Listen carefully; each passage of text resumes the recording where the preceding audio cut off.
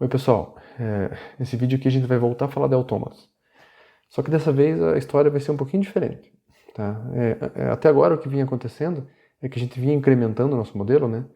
DFA, NFA, Epsilon NFA, só que esses incrementos nunca faziam diferença.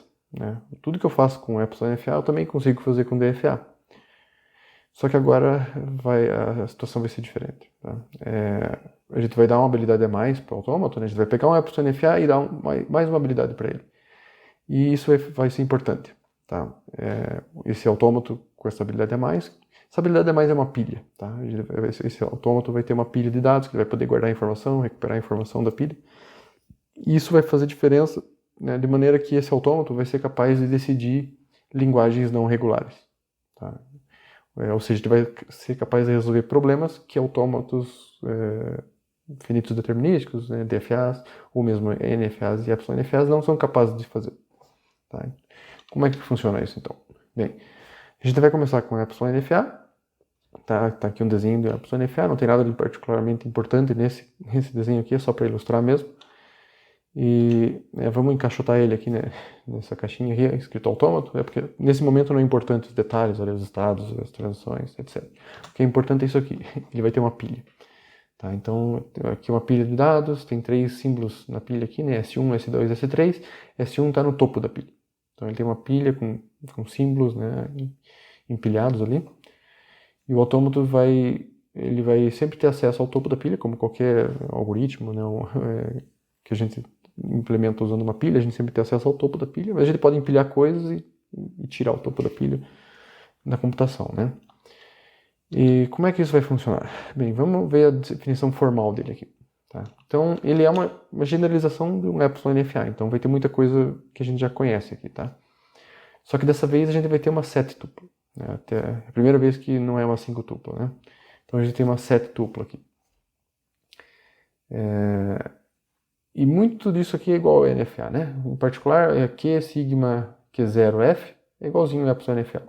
Tá? Então, conjunto de estados, alfabeto, Q0 é o estado inicial, F é o conjunto de estados finais, então tudo igualzinho.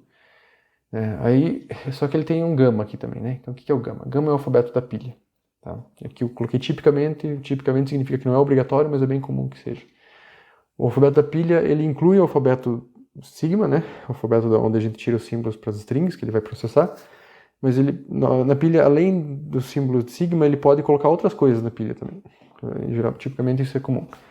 Em particular, com certeza vai ter um símbolo na pilha que não está no alfabeto, tá? Que é esse cara aqui, o Z0. Tá? Então, esse zero aqui, ele não é ele é o que a gente chama de símbolo inicial, tá? É um símbolo que não pode estar no alfabeto sigma. E esse é o símbolo, né, dos símbolos que a gente vai colocar na pilha, né? Vai ter um símbolo especial que é o símbolo que vai ficar sempre no fundo da pilha.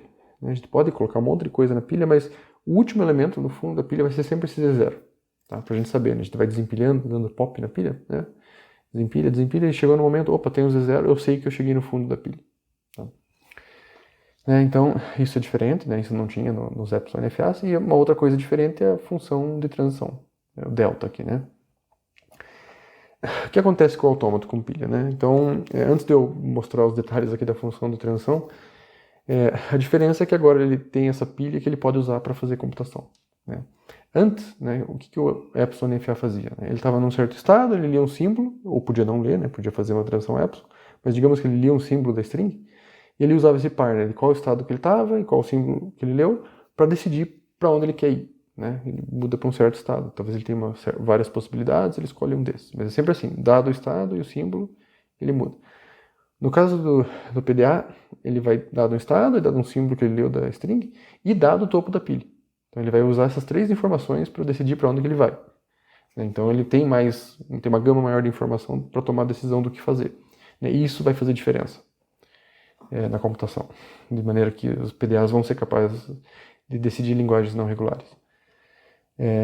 Bom, mas, por outro lado, um PDA é um Epsilon NFA mais uma pilha. Então, os PDAs também resolvem problemas regulares. Né? Basta que o PDA não use a pilha, por exemplo. Né? A gente vai ver como é que isso funciona daqui a pouco. Mas o que a gente tem que fazer aqui agora é entender a função delta. Né? Então, a função delta aqui é do tipo Q, cartesiano sigma união epsilon, ou seja, isso aqui é o Epsilon NFA, não tem diferença nenhuma. Só que tem essa coisa a mais, né? Como eu falei, tem uma terceira informação que ele usa para tomar a decisão para onde que ele vai, né? Que é esse gama aqui, que é um símbolo da pilha, né? Que é o topo da pilha. Então, a cada passo ele vai estar no estado, ele lê um símbolo da string, né? Ou faz uma transição epsilon, e vê o topo da pilha, né? Dá um pop no topo da pilha. A cada passo ele vai dar um desempilha, pegar o elemento topo da pilha e vai decidir o que fazer, né? E o que significa decidir o que fazer?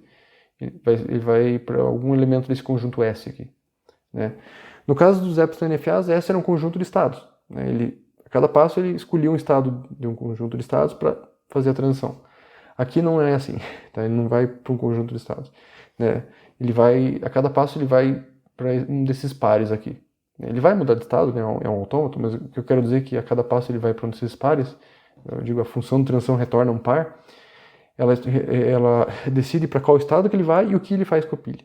Tá? Então, como ele tem uma pilha para trabalhar, né? Então, nessa gama de possibilidades do que fazer, né? Ele leu um elemento, ele está no estado, leu um símbolo da string, deu um pop na pilha, pegou essas três coisas e decidiu o que fazer. E essa decisão pode ser, vou para o estado Q2 e empilho tais símbolos na pilha, né? Ou, dependendo do que né, de qual estado ele estava, de qual símbolo, do que estava no topo da pilha, ele vai para o Q3 e empilha essa outra coisa, ou não empilha nada, talvez. Tá? Então, é isso que eu quero dizer, que a cada passo ele tem uma opção dentro do conjunto de opções aqui. Só que esses conjuntos de opções são pares, porque ele tem que saber o que fazer para qual estado ir e o que fazer com a pilha, né? Então, o conjunto S é do tipo Q, gama, né? Ou seja, é um par, né? Onde Q é um estado e gama é uma string de gama estrela, ou seja, uma string da pilha. Isso quer dizer o quê? Que a cada passo o autômato vai, né, além de desempilhar, ler o símbolo e mudar de estado, ele vai poder empilhar vários símbolos na pilha. Então, a cada passo ele pode empilhar vários símbolos na pilha, né? Ele empilha uma string de símbolos na pilha. E se eu não quiser empilhar nada? Empilha epsilon. Aí se eu só quiser empilhar um símbolo, empilha só um símbolo. Tá? Então a cada passo ele tem essa possibilidade, né? Então só reforçando aqui, né? O epsilon NFA, a cada passo, ele fazia duas coisas, né? Ele consumia um símbolo da string de entrada, né? Ou talvez nada, se fosse... Ele podia fazer uma transição epsilon, né? Mas ele tinha essa habilidade de consumir um símbolo da entrada e mudar de estado. A cada passo acontecia isso. No PDA é diferente, a cada passo acontece 4 coisas, tá? Ele consome um símbolo de entrada, né, da string, mas talvez não consuma nenhum se for uma transição epsilon, mas essa é uma coisa que acontece.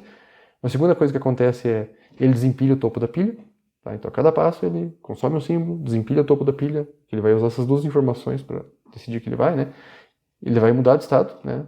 E ele pode continuar no mesmo, fazendo loop, mas ele pode mudar de estado e vai reempilhar um monte de elementos, tá? Então a cada passo acontece essas 4 coisas, né? Então, consumir um símbolo. Algumas talvez podem não acontecer, né? Se ele fizer uma transição epsilon, mas potencialmente pode acontecer essas 4 coisas, né?